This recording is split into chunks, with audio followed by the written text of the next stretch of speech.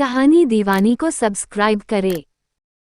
एक गांव में एक गरीब चमार अपनी पत्नी के साथ रहता था।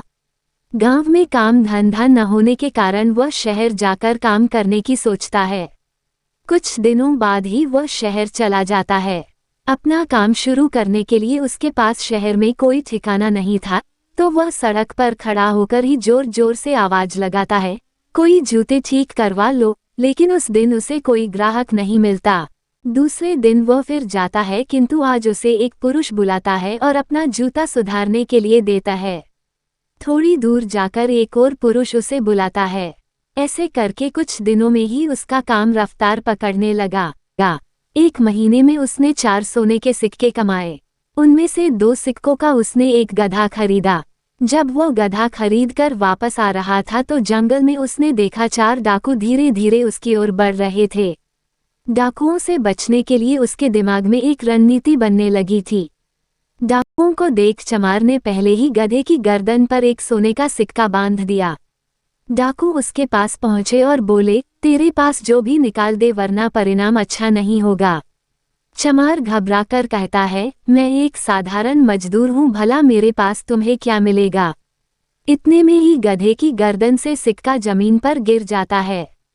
सिक्के को देखते ही डाकू और गुस्सा हो गए और बोले, ये बात सुनते ही डाकुओं के चेहरों पर मुस्कान आ गई। उन्होंने गधा खरीदने की सलाह जचाई और चमार को 50 सोने के सिक्के देने को तैयार हो गए।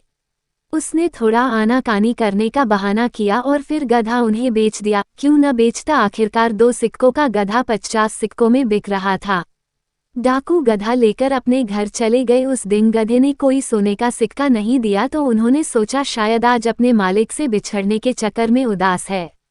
लेकिन जब 2-3 दिन भी उसने कोई सिक्का नहीं दिया तो वे समझ गए ये कोई मायावी नहीं अपितु एक साधारण गधा है। सभी डाकू गुस्से से आग बबूला हो गए। उन्होंने चमार को सबक सिखाने का निर्णय किया। जब वे चमार के घर पहुंचे तो देखा उसने मुर्गा फार्म खोल लिया था। उसे देखकर वे और गुस्सा हो गए। उन्होंने चमार को पकड़ा और एक बोरी में बांध दिया और थोड़ी दूर चलने के बाद एक ने कहा, सरदार, हम इसे गंदे नाले में फेंक देते हैं। ये बात सुनकर चमार भयभीत हो गया। काफी देर चलने के बाद सभी डाकू थक गए। धूप तेज थी तो उन्हें पास में एक चच दिखा। वे चच में आराम करने चले गए और बोरी वहीं रख दी। थोड़ी देर बाद चमार ने सुअरों की आवाज सुनी। आवाज सुनकर वह समझ गया कि सुअरों